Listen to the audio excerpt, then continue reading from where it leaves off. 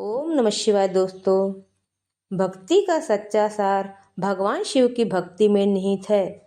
जहाँ व्यक्ति सांसारिक मोह माया को त्याग कर ईश्वरीय इच्छा के साथ एकाकार होने का प्रयास करता है। भक्ति का अर्थ केवल एक अनुष्ठान से कहीं अधिक।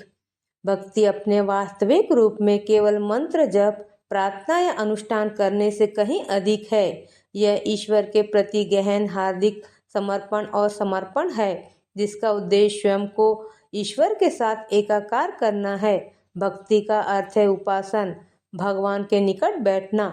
हालांकि सबसे पहले यह सुनिश्चित करना आवश्यक है कि मन विकर्षणों और भौतिक इच्छाओं से मुक्त हो। जब मन सांसारिक लक्ष्यों जैसे धन, पद या शक्ति पर केंद्रित होता है तो यह वास्तव में ईश्वर से जुड़ नहीं पाता। इसका एक अच्छा उदाहरण दो पड़ोसियों रामदत्त और विष्णुदत्त की कहानी में देखा जा सकता है। दोनों भगवान शिव की पूजा अर्चना में लीन थे।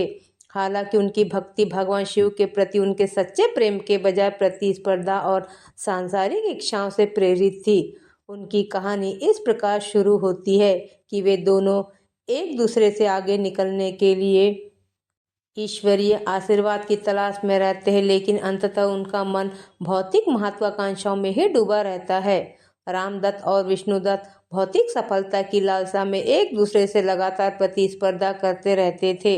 जब रामदत्त ने अलास्का की अपनी आलीशान क्रूज की तस्वीरें सोशल मीडिया पर पोस्ट की तो विष्णुदत्त ने हवाई की अपनी यात्रा की तस्वीरें पोस्ट कर दी। एक को मर्सिडीज मिली तो दूसरे को टेस्ला। इस कड़ी प्रतिस्पर्धा ने दोनों के बीच कड़वाहट और ईर्ष्या को जन्म दिया। एक दूसरे से आगे निकलने की चाहत ने उन्हें भगवान शिव का आशीर्वाद लेने के लिए प्रेरित किया। हालांकि भक्ति और आध्यात्मिक विकास पर ध्यान केंद्रित करने के बजाय उनकी प्रार्थनाएं एक दूसरे से ज्यादा भौतिक सफलता की कामना से प्रेरित थी। रामदत्त और विष्णुदत्त ने भगवान शिव का आशीर्वाद पाने के लिए उनके स्थानीय मंदिर जाने का निश्चय किया। एक दूसरे से अनभिज्ञ वे दोनों सुबह सुबह लगभग एक ही समय पर मंदिर पहुंच गए। वे दोनों वहीं बैठ गए और भगवान शिव का नाम जपने लगे। भगवान शिव की कृपा पाने की एक मौन प्रतियोगिता में यह सिलसिला कई घंटों तक चलता रहा। जैसे जैसे दिन बीतता गया, भक्तगण मंदिर पहुंचे और इन दोनों व्यक्तियों को भगवान शिव का नाम जपते देखकर मानो उनके पड़ोस में दो महान संत प्रकट हुए हो। उन्होंने आदर प्रकट किया और पुष्प, दक्षिणा और श्रद्धा अर्पित की। हालांकि उनकी भक्ति का असली सार वह नहीं था जो दूसरों को लग रहा था। शाम को भगवान शिव रामदत्त के सामने प्रकट हुए और उन्हें वरदान मांगने का अवसर दिया। रामदत्त के सामने दुविधा यह थी कि वह जो भी मांगेंगे विष्णुदत्त उससे भी बेहतर मांगेंगे। इसलिए अपनी प्रतिस्पर्धात्मक सोच में रामदत्त ने चतुराई से अनुरोध किया कि भगवान शिव विष्णुदत्त को जो भी वरदान दे उसका दोगुना उन्हें मिले। जब भगवान शिव विष्णुदत्त के सामने प्रकट हुए तो उन्हें पता चला कि वह जो भी वरदान मांगेंगे रामदत्त को उसका दोगुना मिलेगा। विष्णुदत्त ने एक मूर्खतापूर्ण और अपरिवर्तनीय वरदान मांगा, एक आंख से अंधा हो जाना। भगवान शिव ने उनकी इच्छा पूरी कर दी और विष्णुदत्त की एक आंख की रोशनी चली गई, जबकि रामदत्त अपनी पूर्व प्रार्थना के अनुसार पूरी तरह से अंधे हो गए। गांव वालों को जो उनकी दिखावटी भक्ति की प्रशंसा कर रहे थे, जल्द ही उनके इरादों की निरर्थकता का एहसास हो गया।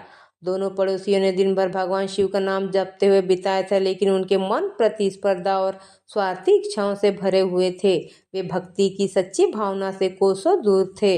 इससे यह निष्कर्ष निकलता है कि रामदत्त और विष्णुदत्त के समक्ष भगवान शिव का प्रकट होना भक्ति के नाम पर भौतिक इच्छाओं की पूर्ति की निरर्थकता को दर्शाता है।